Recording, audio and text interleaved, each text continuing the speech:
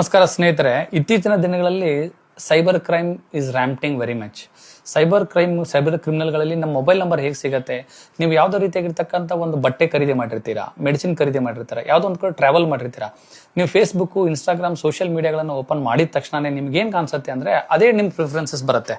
ಹೇಗೆ social media ಗೊತ್ತಾಗ್ತಾ ಇದೆ ಅನ್ನೋದಕ್ಕೆ ಸಿಂಪಲ್ ಫಸ್ಟ್ ಪ್ರಿಫರೆನ್ಸಸ್, ನೀವು ಗೂಗಲ್ ಅಲ್ಲಿ ಹೋದಾಗ ನಿಮ್ಮ ಸಫಾರಿ ಆಗಿರ್ಬೋದು, ನಿಮ್ಮ ಕ್ರೋಮ್ಗಳಲ್ಲಿ ಲಾಗಿನ್ ಆದಾಗ ನಿಮ್ಮ ಇಮೇಲ್ ಐಡಿ ಲಾಗಿನ್ ಆಗಿರುತ್ತೆ. ಇಮೇಲ್ ಐಡಿಲಿ ಲಾಗಿನ್ ಆಗಿದೆ ಅಂದ ತಕ್ಷಣ ನಿಮ್ಮ ಇಮೇಲ್ ಐಡಿ ಮುಖಾಂತರವಾಗಿ ನಿಮ್ಮ ಪರ್ಚೇಸಿಂಗ್ ಇಮೇಲ್ಸ್ ಬಂದಿರುತ್ತೆ.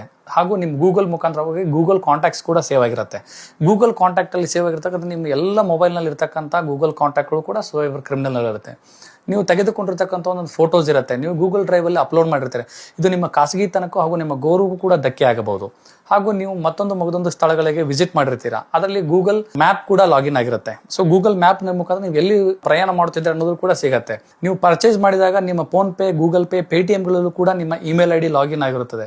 ಸೊ ಅದರ ಮುಖಾಂತರವಾಗಿ ನಿಮಗೆ ಅವರಿಗೆ ಸೈಬರ್ ಕ್ರಿಮಿನಲ್ಗಳಿಗೆ ನೀವು ಯಾವ ರೀತಿಯಾಗಿರ್ತಕ್ಕಂಥ ವಸ್ತುಗಳನ್ನು ಖರೀದಿ ಮಾಡುತ್ತಿದ್ದೀರಾ ಅನ್ನೋದು ಕೂಡ ಗೊತ್ತಾಗುತ್ತೆ. ಅದರಿಂದ ಮಾನ್ಯ ಸ್ನೇಹಿತರಲ್ಲಿ ನಾನು ತಮ್ಮ ಎಲ್ಲ ಸ್ನೇಹಿತವರ್ಗದ ಹೇಳೋದಂದ್ರೆ ಇಷ್ಟೇ.